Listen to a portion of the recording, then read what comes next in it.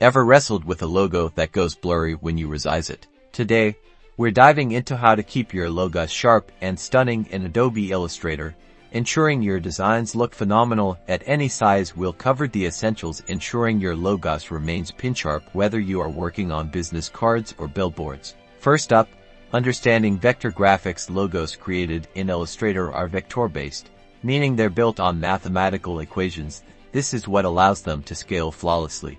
Unlike pixel-based images, ensure your logo is fully vectorized. Check that your design is made using shapes and paths. Make sure you're working with outline text if your logo includes any text, because this ensures flexibility. Next, let's talk about file formats when saving your logo.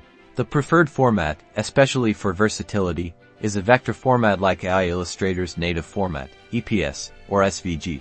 When exporting, avoid rasterization, which can occur if exporting as a JPG or PNG unless you know what you're doing. If you do use JPG or PNG, make sure to export at a high resolution like 300 dpi. Additionally, consider how you will be using your logo. Different formats are appropriate for different applications. For example, use SVG for web use. By following these simple yet essential techniques, you'll keep your logo sharp and ready for anything, from web to print. Remember, a well-designed logo is useless if it's blurry. Keep designing, and thanks for watching.